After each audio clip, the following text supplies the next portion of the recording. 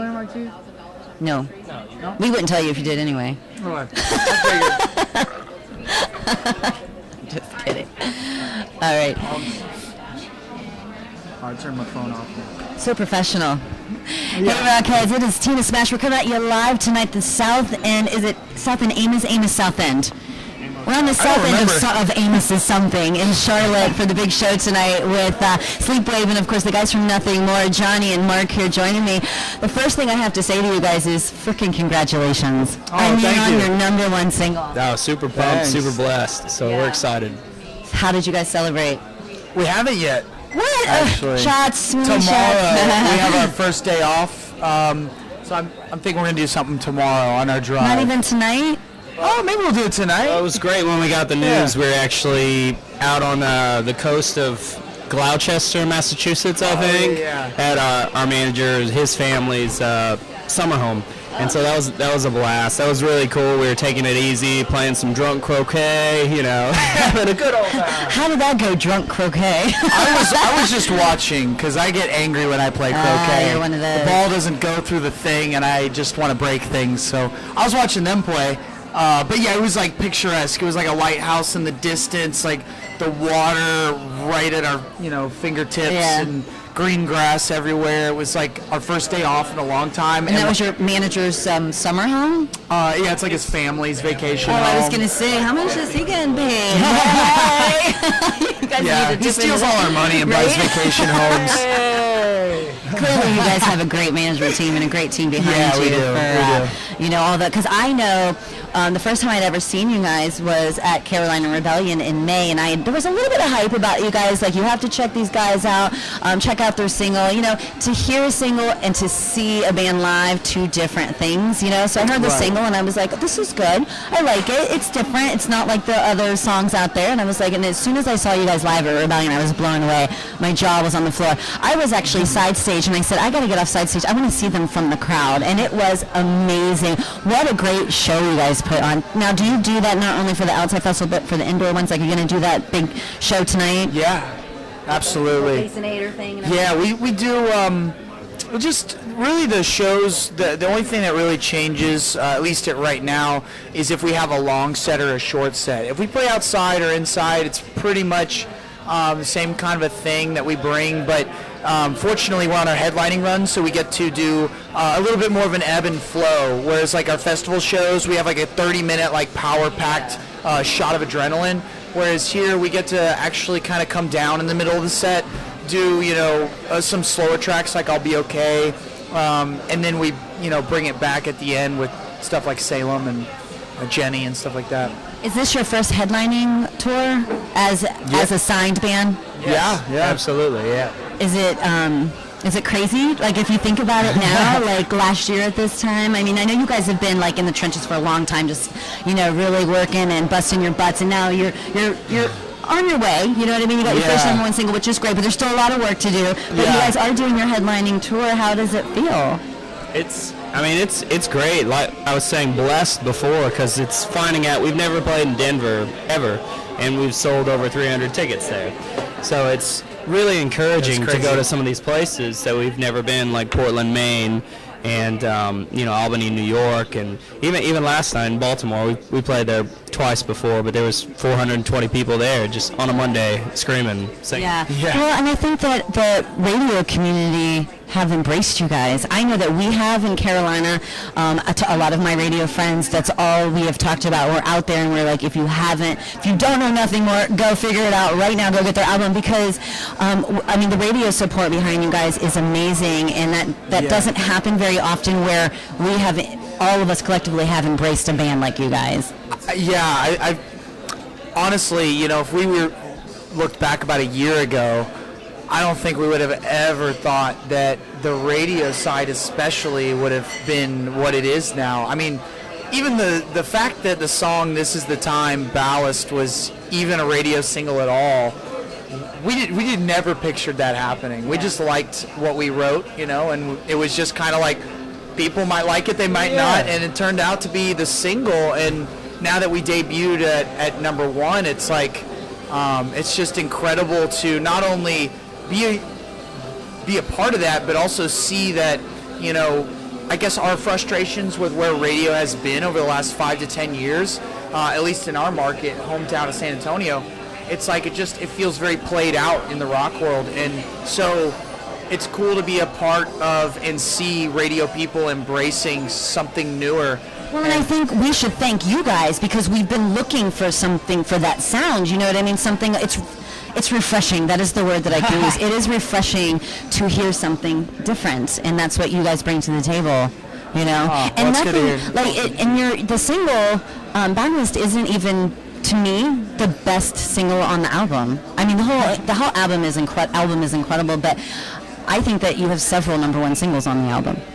I really do. Let's go. Let's hope so. That's great. Yeah, I hope so. Is your next single going to be, I heard Jenny? Is that the next one that's coming out? Am I allowed to say that? Jenny is one that we're all kind of reserving as the silver bullet, if you will. It's kind of, we want to get a little bit further along and gain even more momentum and get more people on board before we launch that one, because it's getting such an intense response. Like night after night, people are literally chanting Jenny. They're not chanting nothing more.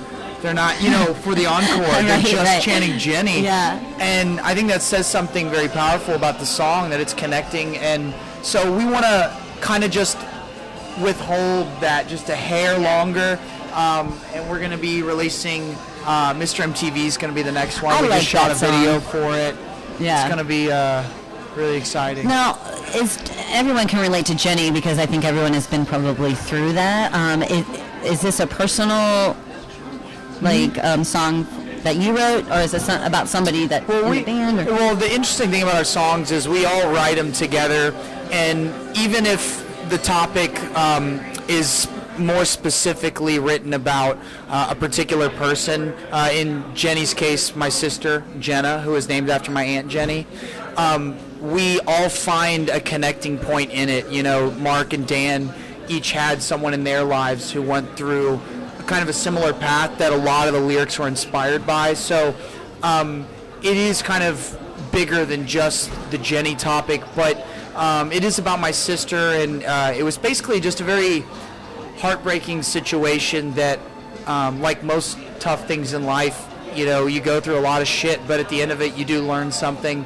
And my sister was basically reaching this kind of rebellious teenage age where she was trying to become independent, but she was also dealing with some mental illness that she didn't know about and we didn't even know about. And on top of that, she had gotten with the wrong crowd and gotten addicted to some hard drugs. And you mix all three of those together at the same time that my mom was dying from cancer her last year.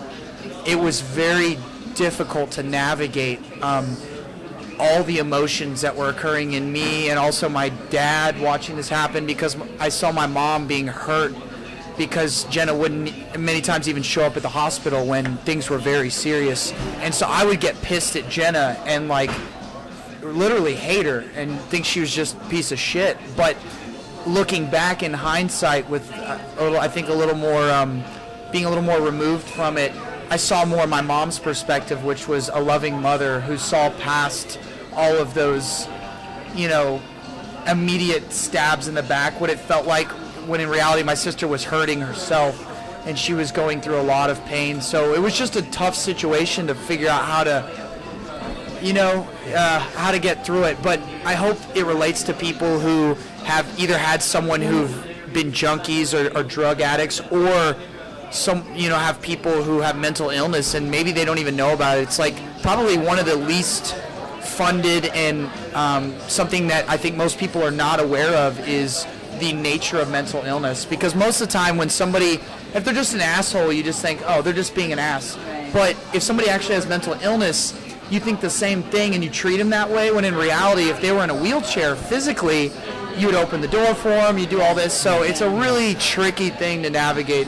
Yeah, I will never understand, with the whole Robin Williams things, I don't get involved with all of the politics of it, people, putting stuff on Twitter and stuff, but because unless you're mentally ill, I guess you would never understand what someone is going through. Yeah, you don't. So that's tough. I have to tell you, my favorite song, besides Jenny on there, is number 9. and I can't remember the name of it. Yeah. I love that song. So I think that should be our next single. No. Noted. We like that one too. So yeah, well, the whole album is really, really good. Like I said, there's not one bad song. Well, not that any musician has a bad song on their album, but it truly is such a well-rounded album, and it's excellent. So I don't think that you can make a mistake with any release that you decide to go on the next single. So, but I like the Mr. MTV, so which is funny too because that's a great song. You know, with the whole iPhone and fake boobs and all that. Yeah. Where did that all come from? I'm just sick of. Well, we watched.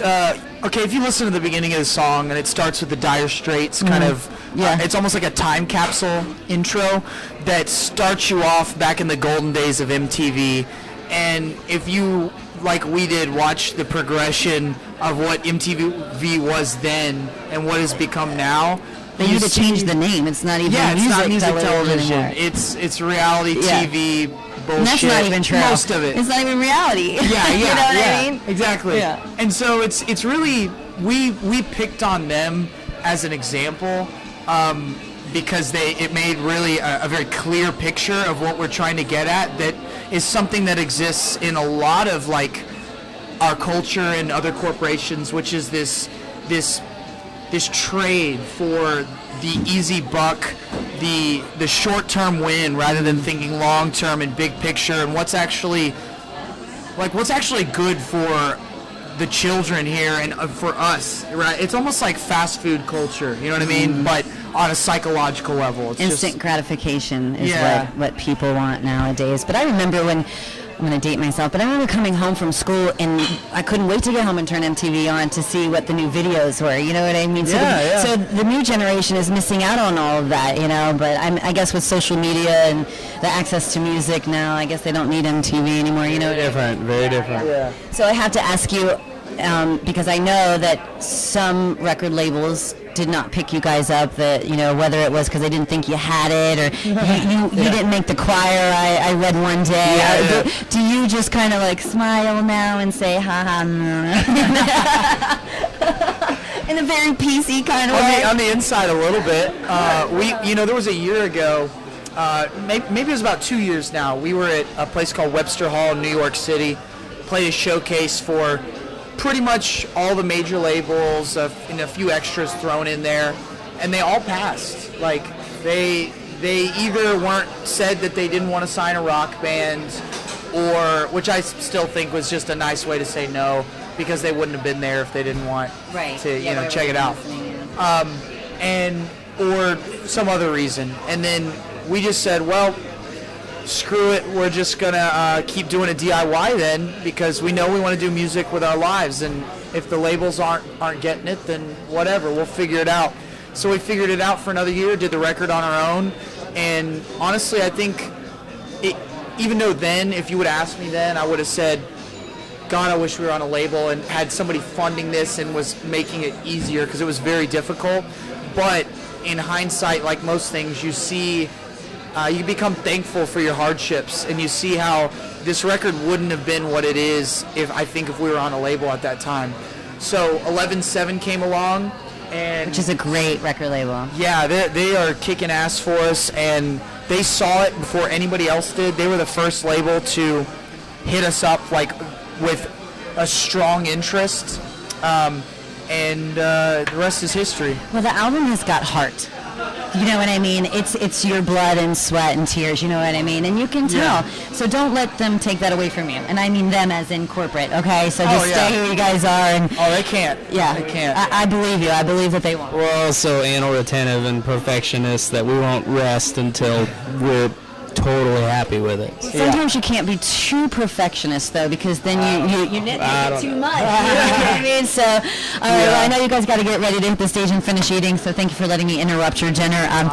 We're at Amos in Charlotte tonight. If you're heading down to the show, come on out. It's going to be a good one. If you've never seen Nothing More live, man, you are missing an incredible show. If you haven't picked up their new album, go out there and get it, because these guys, I'm telling you, are going to be around for a long time. So thank you guys very much. Thanks for having us.